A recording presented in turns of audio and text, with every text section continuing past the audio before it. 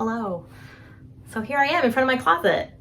I'm about to go back to work and I'm looking at my closet and I'm thinking, this is so strange to be thinking of my wardrobe in a way that I used to think about it. And, you know, so much has happened. I was lucky enough to be able to work from home, and our lives were not super disrupted from the pandemic. I mean, they were disrupted, but not as bad as some other people had it. So I was lucky. But I'm rethinking about the way I wear clothes, and I feel like I've really changed over the course of staying home for a year and a half. And what does my clothing reflect those changes, and what changes do I need to make? I really have decided that I want to have a handmade wardrobe out of either recycled or dead stock fabric, where I'm not buying from any major stores anymore, which has its difficulties. So as I've been thinking about my wardrobe as a whole, I need some like regular staple type things. I am pretty much like a grab the pretty fabric that is wild and crazy print and make a fabulous statement piece, and then not much kind of like goes together or can't like overlap. So I think it's time for some like key basic pieces. We just did that patterning video, and I think I'm going to teach you guys how to use our block that we made last time. I'll put a card up for that video. If you're new around here, hi, I'm Bronwyn, a theatrical costuming professional, sharing my knowledge of vintage dressmaking with you while having fun and looking fabulous. Our wardrobes change over time, we change over time, and our wardrobes should reflect the changes that have been made. So I'm going to make a basic black skirt. I'm basing it off of this vintage pattern picture that I found. And I'm gonna walk you through how we take our basic block, move it around, change it into this. So stick around. Let's do some vintage sewing. I have the cute art, the pattern of the artwork. So it's a pretty basic skirt. It's got 2 pleats and side pockets, which is always important in my workwear style. I need pockets, and I usually am wearing a belt because I have a giant thing of keys I have to carry around. And I will put like a vent in the back because I work upstairs and I tend to go up and down the stairs quite a bit. I'm gonna put my hair up because it's like 90 degrees here. Well, 97, I think is what it said. Ready for August to be over, and it just started. Ugh. All right, so here's my pattern envelope with my picture of the skirt that I'm going to be making. It is very close to our sloper already, right? It has this pleat up here that can be placed where our dart is placed. It has a pocket, and the bottom hem looks about right width-wise for what we already have. And, you know, I can adjust the length to however long I want it, so that's pretty easy. I think what I'm going to do is just trace it off as is, and then we'll do some slash and spread and pocket placement and all that jazz.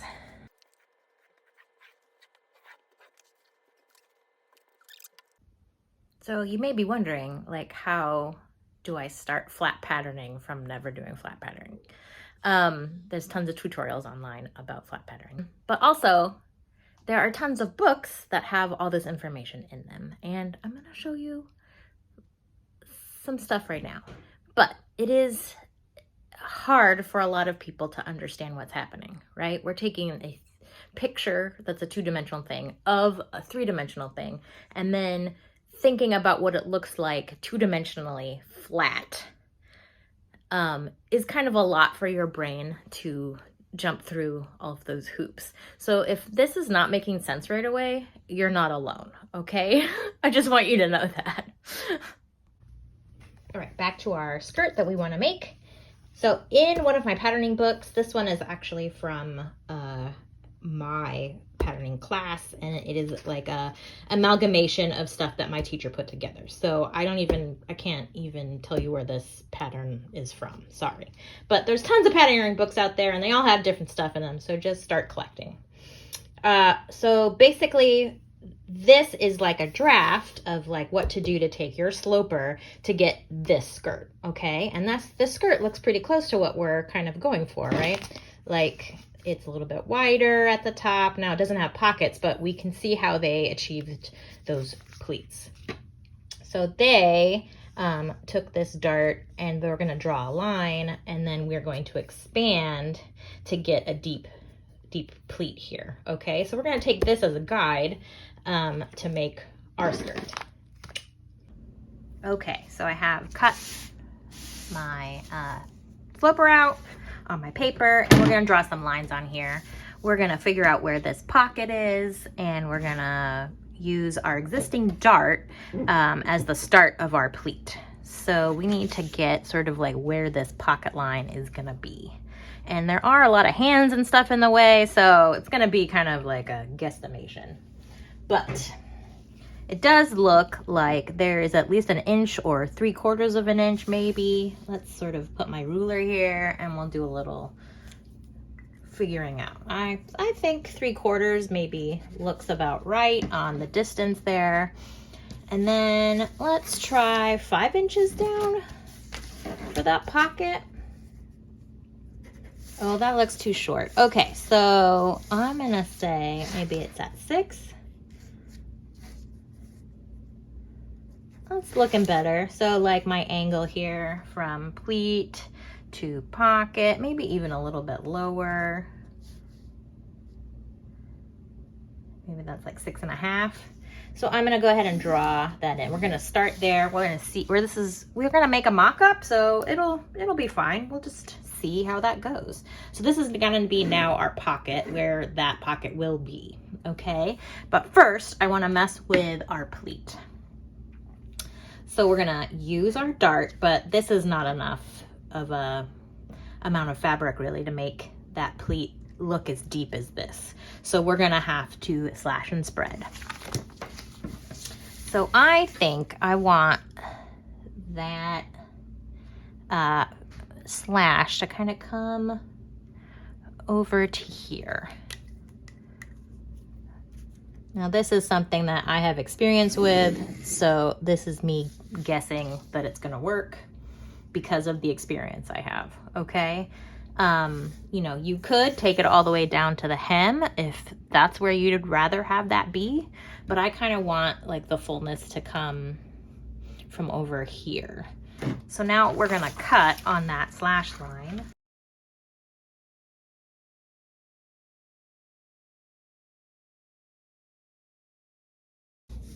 Here we are. So I'm gonna tape one side first. Now I have my pivot point here, so we're gonna open this up, and I think I want this, the pleat to be 1.5 inches at the waist. So there's that, and then we'd wanna make sure that we're flat. We're still at 1.5 inches, about.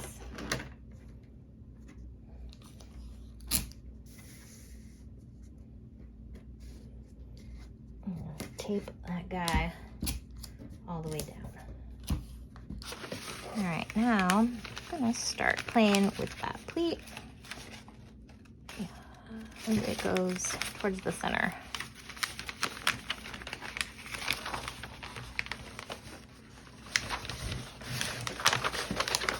Oh my gosh, like I planned it. 1.5 inches, 3/4, so it doesn't end up going into this pocket situation, which is a good thing.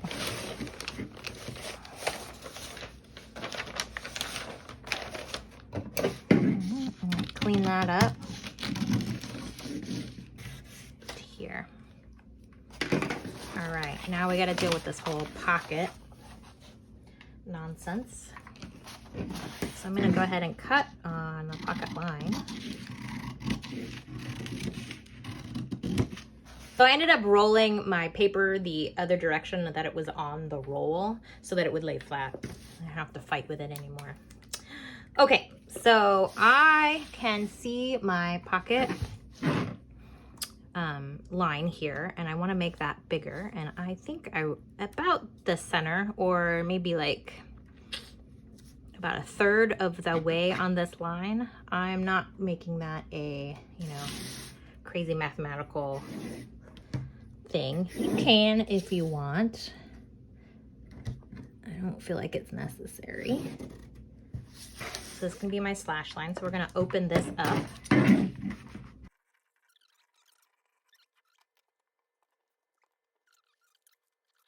You see, like when we push this over, we get like a kind of like a little notchy weirdness. So I'm going to tape some more paper on there. And get my ruler. And we're gonna draw a new line from top of our pocket flap to the bottom there, and straighten that out.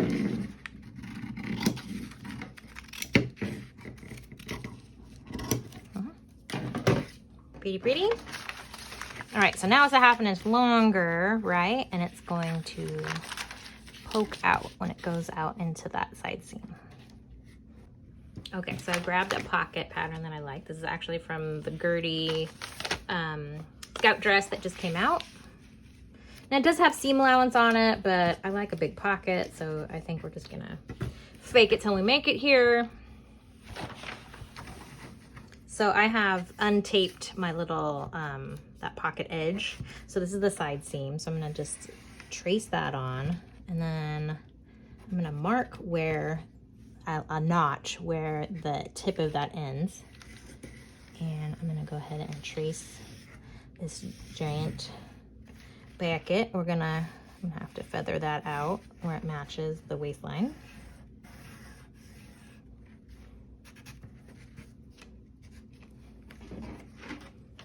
Go ahead and mark that, because what we're going to end up doing is we're going to need 2 of these, right? We're going to need the one that comes underneath, and we're going to need the one that actually faces off our other piece. So that's going to flip to this. Otherwise, I'm going to make my little facing piece now. So I've traced around that sort of top pocket edge, and I've marked where that diagonal happens, and I want about a 2-inch, I'm gonna go with 2 inches of extra fabric going down out of there. All right, so there's our wool facing. It goes on the back of the pocket bag. But for right now, I'm gonna just pin it together so they just sort of ride together and I don't lose it, especially with all of my garbage here. You don't wanna be accidentally throwing away pieces of important patterns with your garbage. All right, so now we're gonna make a pocket bag for this and facing for this one.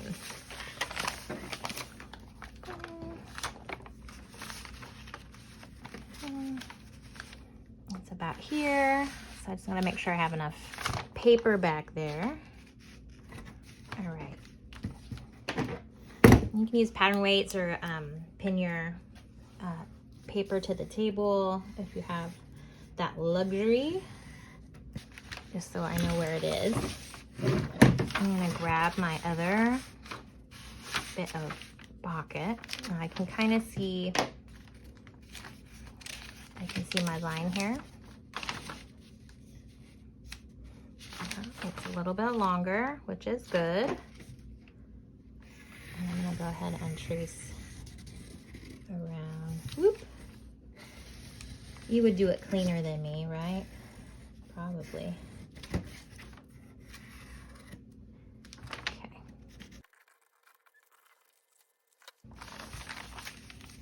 This part is coming in. Put it to the back so we don't get confused. That's just our wool piece. It's coming to here. I'm gonna bag out a little bit. Does that make sense? Gosh, I hope so, you guys. So these two will end up getting sewn together to make the pocket. And your hand will go in right here. Hope you're with me still and not completely confused. So basically all I'm gonna do is trace this out. I probably will put a center back seam so that I can put a zipper in. And we will talk about putting like a vent in for, or a kick pleat or something. We do have a pleat on the front. I have seen some very lovely, like double box pleats in the back here. That would be super cute right here. Let's do that. That'd be fun. All right, so here's my back sloper on here. I'm leaving plenty of room at the center back so that I can mess with the pleats that I've decided to put back there. So I'm gonna mark my center back line and go all the way around this guy. All right, so there's our new dart. This is 9 is a good amount for our zipper. So that's gonna be where the zipper comes down, the center back. And then we want enough, it's gotta be connected in some way. So let's see, what do we got? That's 8. But I go up the stairs pretty, let's gonna make it 9, like the head. So our vent is gonna be 9 inches up from the bottom. And I want a kind of sassy double box pleat thing, pretty deep. Let's mess around with it. All right. So then when it opens, you get kind of like a little flared pleat thing. Cute, right? So it's totally hidden unless you're walking, and then you get like this super cute little pleat thing. So I'm gonna go ahead and cut the bottom of it off. And then I think we're ready for a mock-up, and we'll test it out.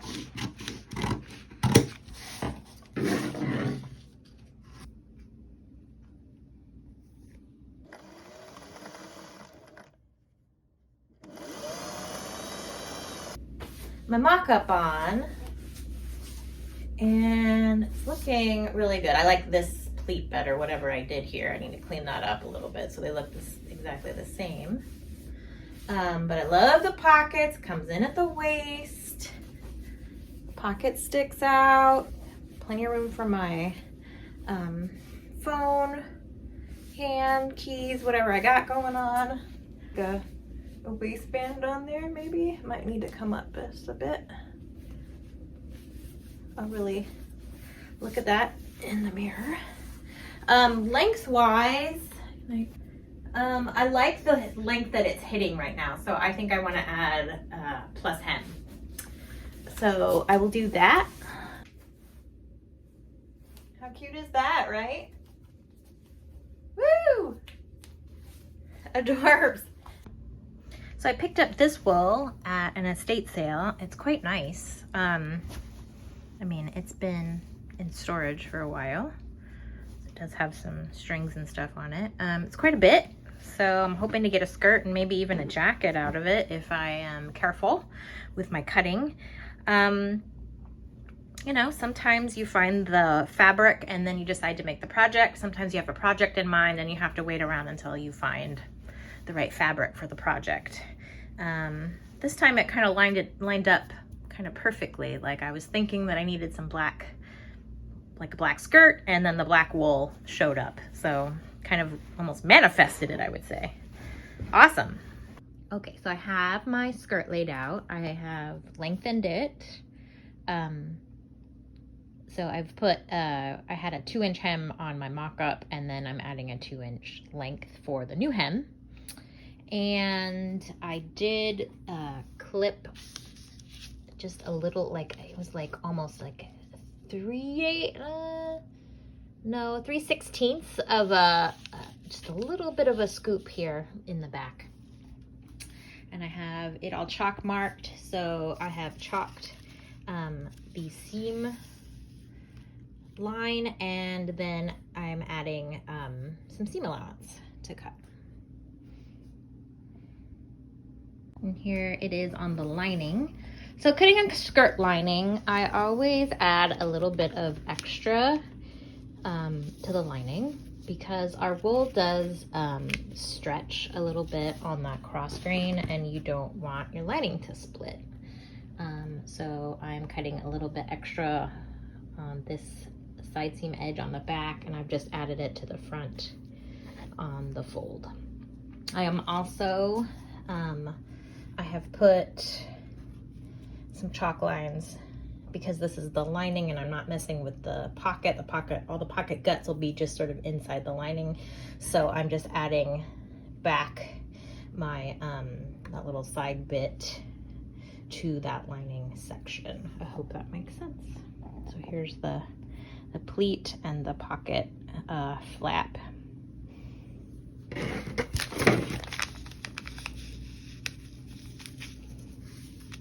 So basically I've added that section back in because it'll be all on the inside and it'll be cleaner. Guys, why did I decide to make a wool skirt in August?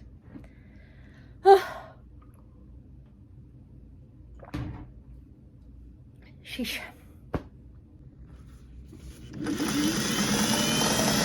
So the skirt looks fabulous. I love it so much. I put this big waistband on. I can wear my favorite belt, which is an old seat belt from GM. My keys can hang off of it. Ooh, sorry, Rudy. He's sitting right next to me. Here's the back.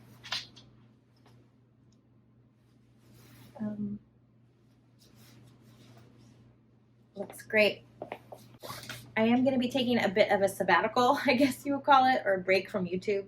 I just don't know what's going on with work, and I feel like I just need a little bit of a creative break, and I think there's going to be a lot of stuff just going on with work, and so if you don't see me for a bit, don't worry, I will come back. I'm just getting all of the stuff at the school sorted out. Okay, I love you guys. What do I usually say at the end of these videos? Like and subscribe, hit all the buttons, do all the things. I'll see you next time. Bye!